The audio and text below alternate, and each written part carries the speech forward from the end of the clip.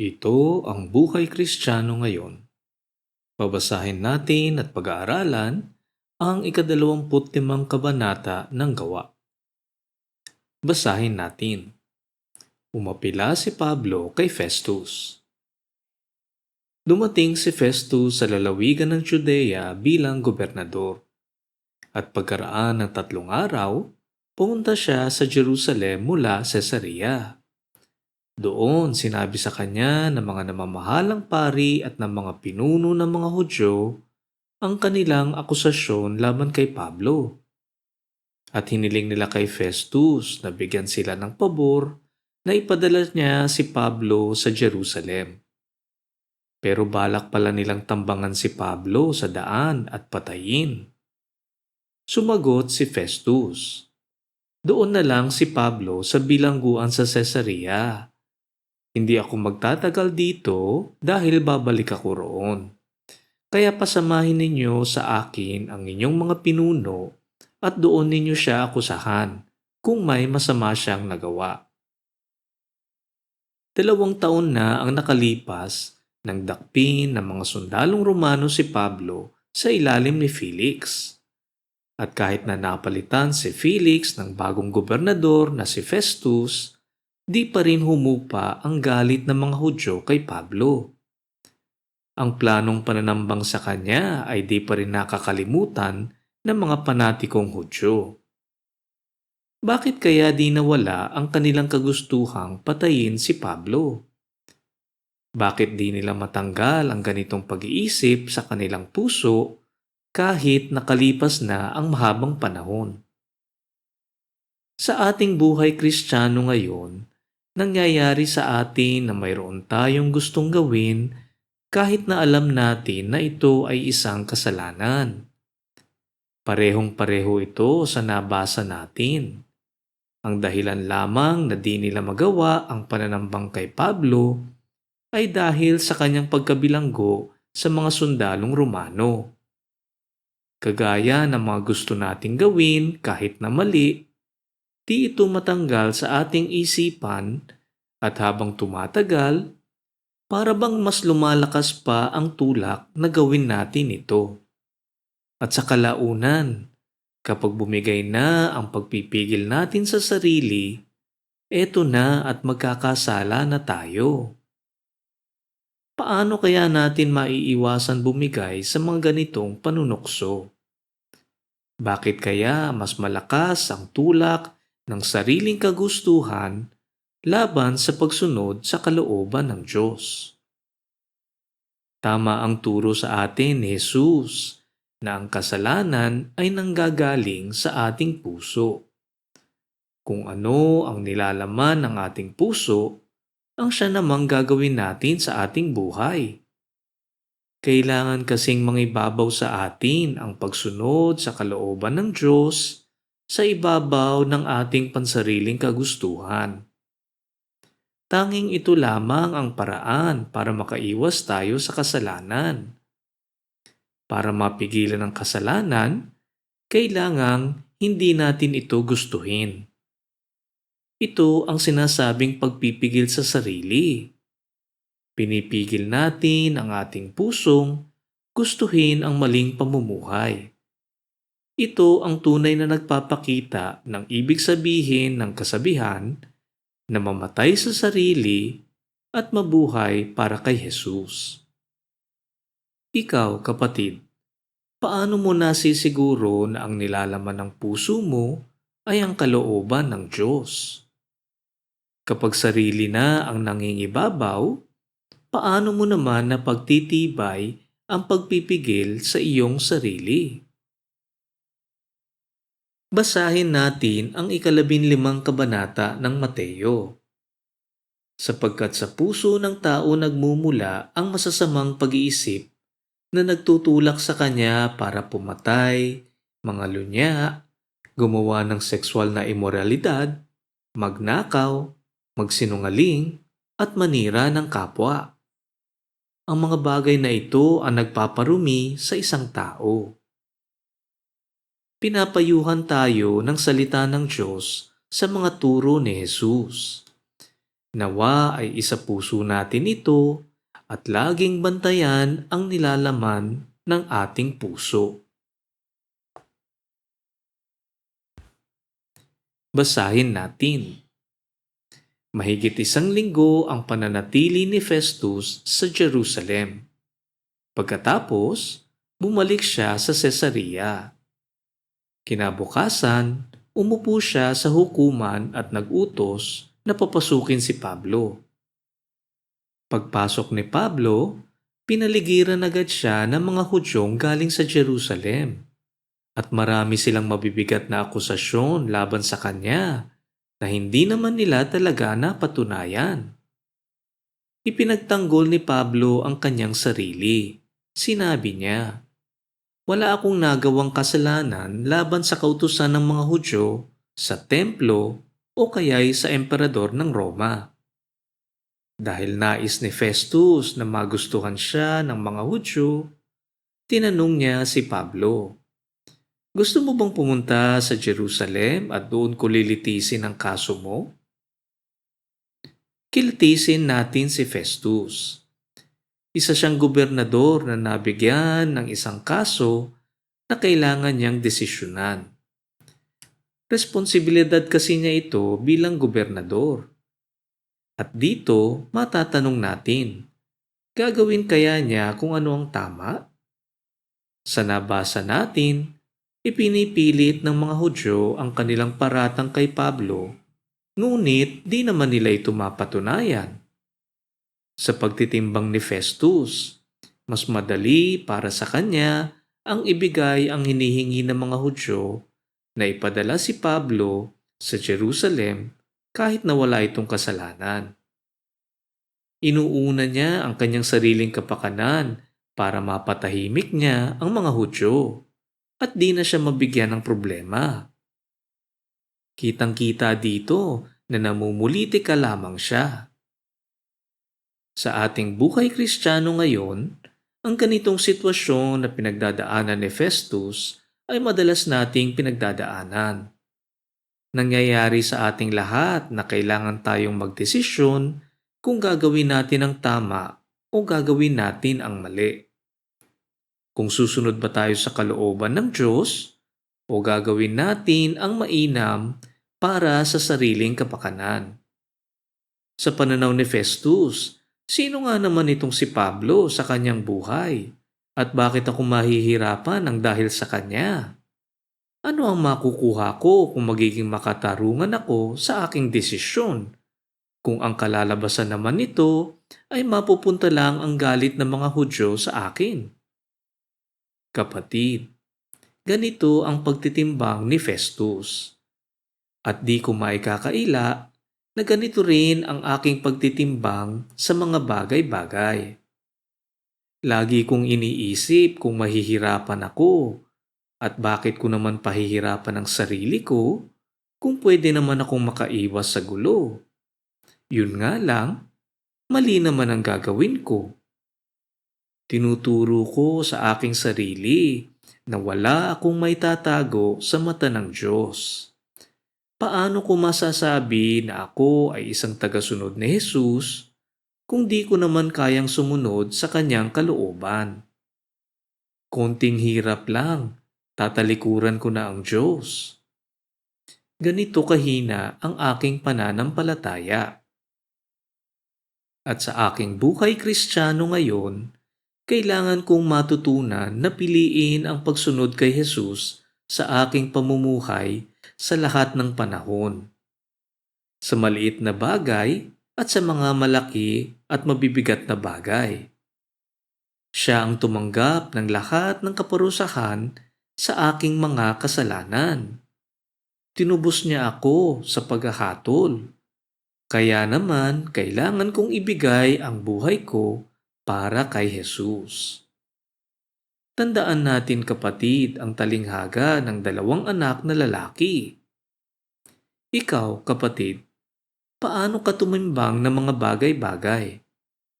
Nangingibabaw ba sa iyo ang pagsunod sa kung saan ang madali sa sarili o sa kalooban ng Diyos? Basahin natin. Sumagot si Pablo, "Dito po ako nakatayo sa korte ng emperador at dito niyo ako dapat hatulan. Wala akong ginawang kasalanan sa mga Hudyo at alam naman ninyo yan. Kung totoong lumabag ako sa kautusan at dapat akong parusahan ng kamatayan, tatanggapin ko ang hatol sa akin. Pero kung walang katotohanan ang kanilang akusasyon sa akin, hindi ako dapat ipagkatiwala sa kanila. Kaya aapilan na lang ako sa emperador ng Roma." Nakipag-usap agad si Festus sa mga miyembro ng kanyang korte at pagkatapos ay sinabi niya kay Pablo, "Dahil gusto mong lumapit sa emperador, ipapadala kita sa kanya." Alam ni Pablo na siya ay walang sala. Kung tutuusin, ay maaari na siyang mapalaya ni Festus.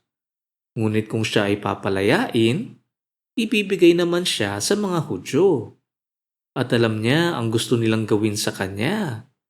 Kaya naman umapila siya kay Festus na isulong ang kanyang kaso sa Roma. Sa mundo natin, marami tayong napag-aalaman na maling desisyon ng mga hukom. Ang paglilitis ay hindi nagbibigay ng tamang hustisya para sa mga nasasakdal. Ang mga makapangyarihan at mayayaman ay ginagamit ang hukom para sa kanilang mga kagustuhan at ipinagpapalit nila ang tama sa mali. Ang katarungan na hinahanap natin dito sa mundo ay nakasalalay sa kamay ng mga tao. At kung ang mga namamahalang tao ay di nagtataguyod ng katarungan, ang kanilang mga desisyon ay nagiging di makatwiran at nakasasama lang sa lipunan. Ganito ang mundo natin ngayon, kapatid. Ano naman ang dapat nating gawin kung ganito nga ang palakad sa mundo? Ano ang lunas sa ganitong problema sa lipunan ngayon? Tingnan natin ang halimbawa ni Jesus. Kahit nga di makatarungan ang turing sa kanya ng mga namumunong Hudyo, di siya nanlaban dahil alam niyang ang paghihirap na kanyang pinagdaraanan ay dapat mangyari para magkaroon ng kaligtasan ang mga maniniwala. Ang kanyang paghihirap ay may kalalabasang kaluwalhatian ng Diyos Ama. Ito ang kapalit ng mga sampal, hagupit, pamamahiya, pag-iinsulto, pagpapahirap na kanyang pinagdaanan. Inuna niya ang kalooban ng Diyos kaysa sa sariling kalooban. Di siya nanlaban, ngunit sa kanyang mga salita ay ipinapakita niya kung ano ang tama at kung ano ang mali. Para sa atin, ang paghihirap na ating pagdaraanan ang siyang nagpapatibay ng ating pananampalataya sa Diyos. Napakahirap gawin ito, kapatid. Ngunit, kung ang ating Panginoon ay si Jesus, kailangan nating tularan ang kanyang halimbawa. Kapatid, hindi masamang maghanap ng katarungan sa mundo. Ngunit kung ito ay di natin makakamtan, alamin natin na ito ay gagamitin ng Diyos para sa ating kabutihan. Sa mga pagkakataong hindi makatarungan ng hukom, huwag tayong magkasala para magkaroon ng hustisya. Itaguyod natin ang ating mga karapatan, ngunit siguruhin natin na ito ay nasa tamang paraan. Alam nating mahirap talagang tanggapin ang di makatwirang hustisya. Ngunit tandaan natin na isa ito sa mga kabayaran ng pagsunod natin kay Hesukristo. Basahin natin. Pinaharap si Pablo kay Haring Agripa. Makaraan ang ilang araw, dumating sa Cesarea si Haring Agripa at ang kanyang kapatid na si Bernice dahil nais nilang dalawin si Gobernador Festus. Nanatili sila roon ng ilang araw at sinabi ni Festus sa hari ang kaso ni Pablo. Sinabi niya, may bilanggong iniwan dito ang dating gobernador na si Felix. Pagpunta ko sa Jerusalem, inakusahan ang taong ito ng mga namamahalang pari at ng mga pinuno ng mga Hudyo. Hiniling nila sa akin na parusahan ko siya.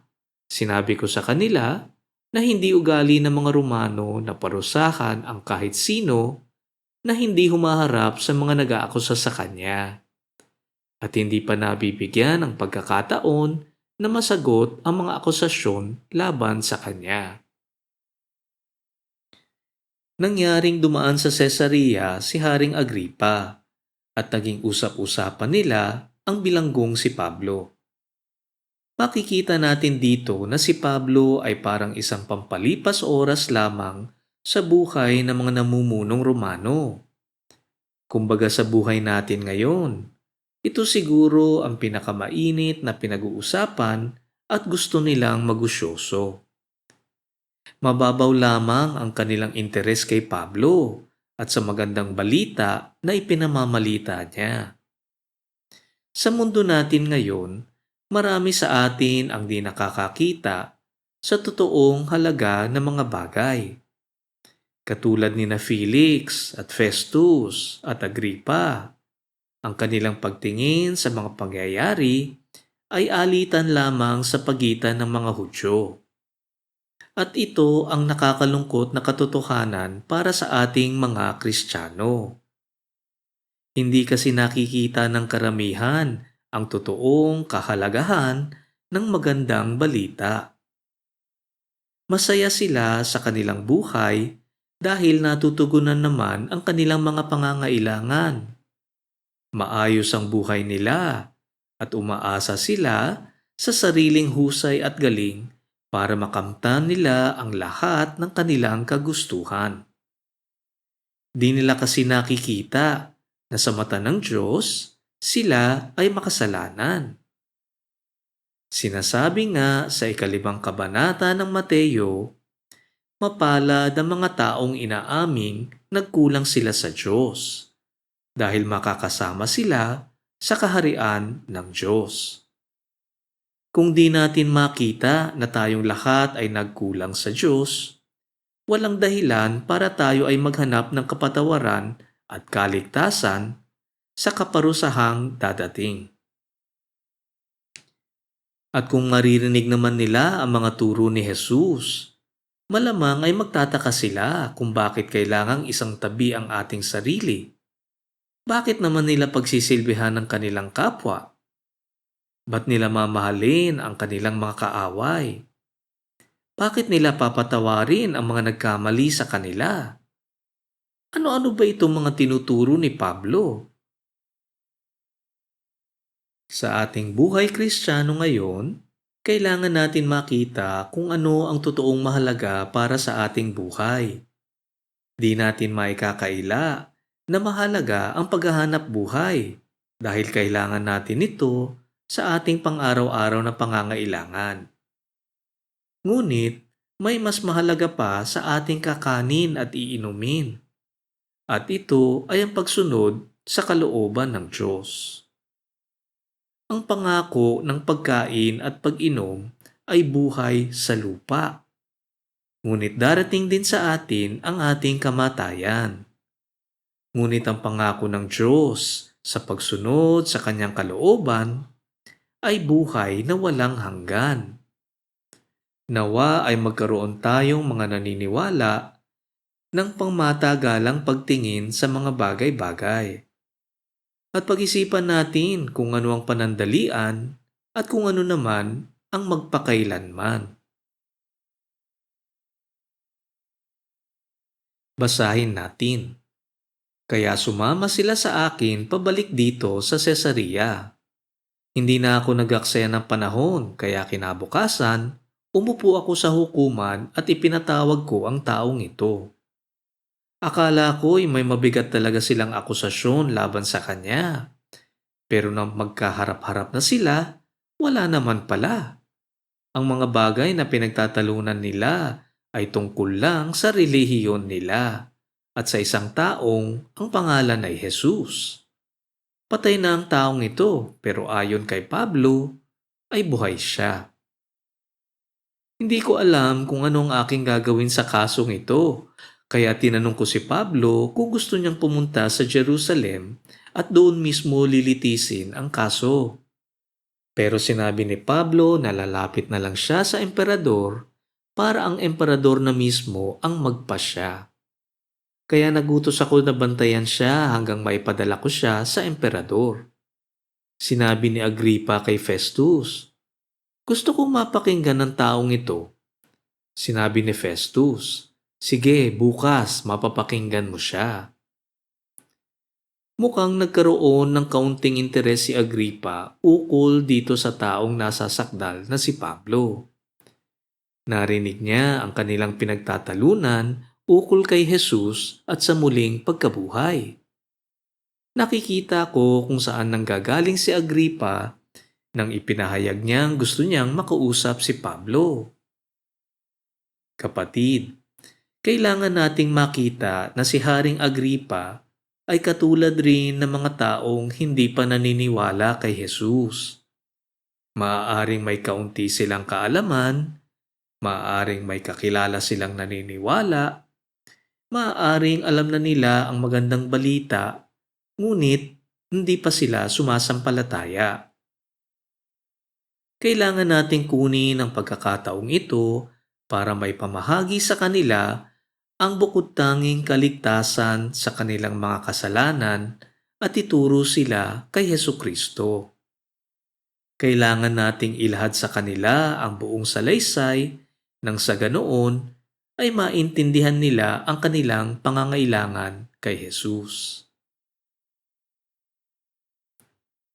Basahin natin. Nagsalita si Pablo kay Agripa.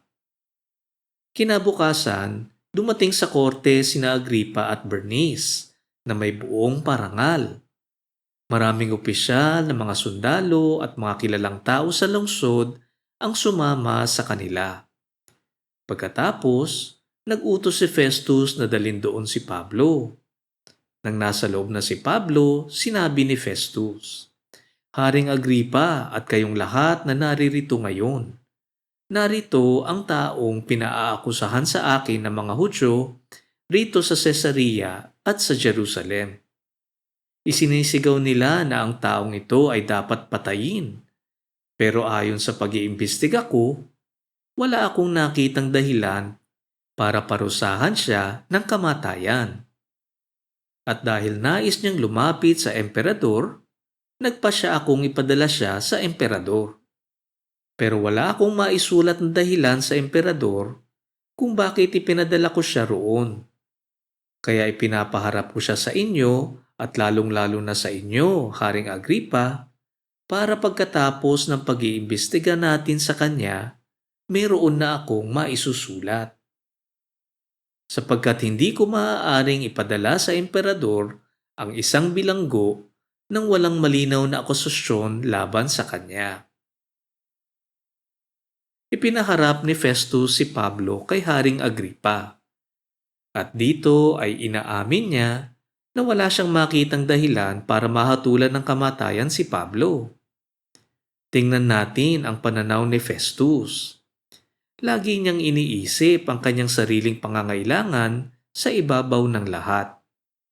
Ang kanyang mga salita at gawa ay maaasahan nating ayon sa kanyang sariling kalooban. Ginagamit niya ang pagdating ni Agripa at paghaharap ni Pablo sa kanya nang sa ganoon ay magkaroon siya ng dahilan mapadala si Pablo sa Roma. Tanungin natin ang ating sarili kung tayo ay isang Festus. Sa ating katungkulan, ano ang nangingibabaw na gumagabay sa ating pamumuhay? Pansariling kapakanan ba? Moralidad ba? Responsibilidad ba? Pansariling kagustuhan ba? Napakadaling gawin kung ano ang mainam sa atin, kung ano ang madali sa atin, kung ano ang kagustuhan natin. Ngunit ang tanong, ito ba ay ayon sa mga kautusan ni Jesus? Ito ba ay ayon sa kalooban ng Diyos? Kapatid, ang buhay Kristiyano ay pagtahak ng makitid na daan. Kaunti lamang ang nakakahanap nito. Marami ang sumusubok tumahak dito at marami rin ang hindi ito makayanan. At sa pagdating ng mga pagsubok, marami ay tinatalikuran ito. Ipagdasal natin kapatid na tayong lahat ay magkaroon ng lakas at tibay ng paniniwala nang sa ganon ay ating maipamuhay ang pagsunod sa kalooban ng Diyos. Manalangin tayo. Diyos Ama, buksan ninyo ang aming puso at isipan at tulungan mo kaming maintindihan at isabuhay ang aming napag-aralan ngayon. Nananalangin kami sa ngalan ni Jesus. Amen. Dito nagtatapos ang ating pag-aaral sa ika-25 kabanata ng Gawa. Ugaliin natin ang pagbabasa ng salita ng Diyos. Nandito ang mga salitang nagbibigay ng buhay na walang hanggan. Ito ang buhay Kristiyano ngayon.